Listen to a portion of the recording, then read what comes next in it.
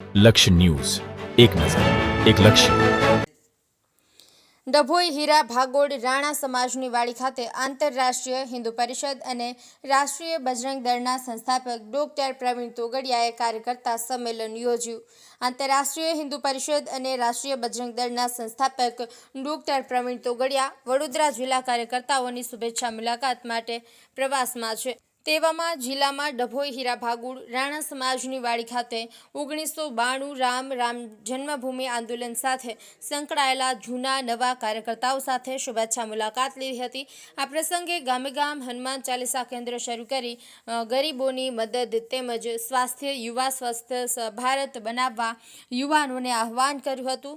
દીકરીઓના સુરક્ષા માટે ઓજસ્વીની મહિલા કેન્દ્ર થકી કરાટે તેમજ સ્વ બચાવ અંગે તાલીમ શરૂ કરવા માટે દીકરીઓમાં આત્મરક્ષા માટે મનોબળ પૂરું થાય તેવી વ્યવસ્થા કરવા કાર્યકર્તાઓની સૂચના આપી હતી। વિશ્વનો સૌથી મોટો ધર્મ સનાતન છે। આજની યુવા પેઢીમાં સનાતન ધર્મ પ્રત્યે જાગૃતતા લાવવા માટે ધરતી માતાને નમન, રોજ પોતાના ઈષ્ટદેવનું પૂજાપાઠ, દેવ દર્શન અને માતા પિતા પ્રત્યે આદરભાવ સાથે નમન કરી રોજિંદા કામે જવા સૂચન કર્યું હતું।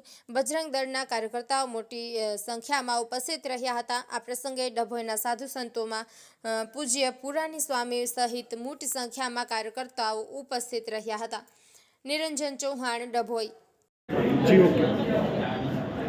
આજે ગામડે ગામડે ને શહેરના ખૂણે ખૂણે દર શનિવારે હનુમાન ચાલીસા થાય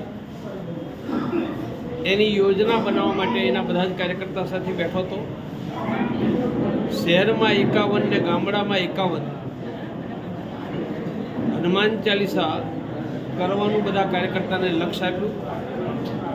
આ હનુમાન ચાલીસા કેન્દ્ર ગરીબોને અનાજ, મફતમાં પ્રાઇવેટના ડૉક્ટર, એડવોકેટ, બ્લડ પ્રેશર, સુગરની તપાસ, સ્વાસ્થ્યમાં મદદ, રોજગારમાં મદદ, આવી હિન્દુઓની સુરક્ષા, સમૃદ્ધિ, સન્માનનું કામ આ હનુમાન ચાલીસા કેન્દ્ર દ્વારા દેશભરમાં ચાલી રહ્યું છે।